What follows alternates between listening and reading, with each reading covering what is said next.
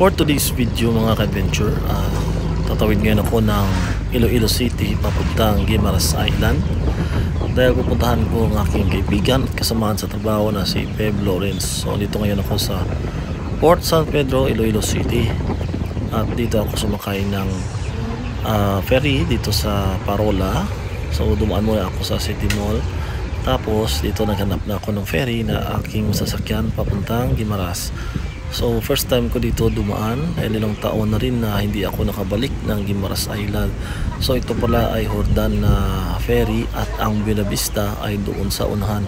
At dahil sa Bella Vista ako pupunta, so ayun, didiretso tayo doon at hahanap tayo ng ticket para makasakay tayo. At nang nakahanap na tayo ng ticket, ito na, at itinuro na sa atin kung saan yung sasakyan nating ferry papuntang isla ng Guimaras. Ito na siya mga ka-adventure. So first time ko kumakay dito mga ka-adventure, kasi dati nang tumatawid ako ng isla ng Guimaras ay doon ako dumadaan sa Ortiz, at ang kanilang sasakyan doon ay yung bangka. At dito na nga tayo sa loob ng ferry. Ito pakikita ko sa inyo, at maya lang ay aalis na tayo papuntang Bella Vista. Ito na yung Iloilo Ferry Terminal Parola. Dati kasi ay yung mga bangka na tumatawid ay nandoon nakadaong sa Ortiz, at may nadaanan din tayong barko at familiar. Ito pala yung Seaford 5. Ito yung dating huling barko na aking sinasakyan, at maya lang andito na tayo sa Bella Vista. Ayan, malapit na at padaong na.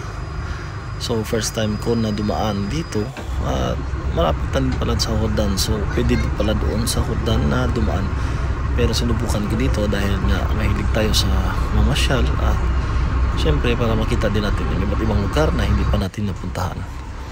At ito na, pababa na tayo mga adventure. Samahan nyo ako at pupuntahan natin. Ito yung kanyang control. Kaya pala ako pumunta ng Bella Vista Guimaras ay namatay kasi yung father ng kaibigan ko na si Feb, at kasamahan ko din sa barko. So nung apprentice pa lang siya ay magkasama na kami, at ako ay isang ibin. Nung dati nandun pa kami sa aming dating kumpanya, yung Win Industrial, doon sa Zamboanga City. So ito, at meron tayong oras, kaya sinikap natin napuntahan, at nang sa ganun ay makikiramay tayo sa kanilang pamilya. Maliit lang din pala yung pantalan ng Bella Vista, pero yung napansin ko dito ay napakalinis ng lugar. Ayan, so kung makikita nyo, at napaka maganda na rin. So maya lang, hindi na ako nagsulat ng aking pangalan, kasi nga hindi naman ako magtatagal, at mamayang hapon ay uwi din ako ng Iloilo.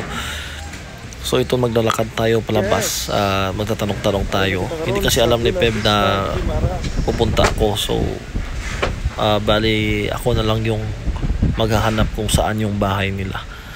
At ito na nga tayo, sumakay ako ng motor na single. Tanong-tanong ko kung saan yung bahay nila, at kilala naman siya dito ng mga driver sa Pantalan, kaya ihatid tayo ngayon sa kanilang bahay.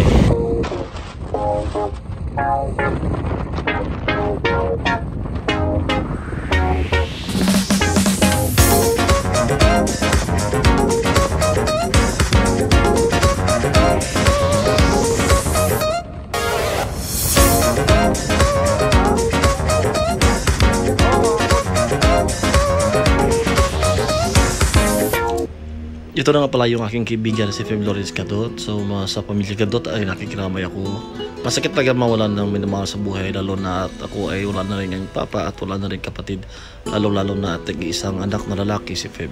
Taos puso ako nakikiramay sa pamilya Gadot, at naghapon ay bumalik na rin ako ng Iloilo City kasi may kailangan pa tayong gawin at kailangan natin umuwi ng bahay. So yun lang, hindi natin matagis ang isang mabuting kaibigan, at kahit ano pa yan, kailangan natin siyang dumayan sa oras na kanyang kalungkutan. Maraming salamat sa panonood.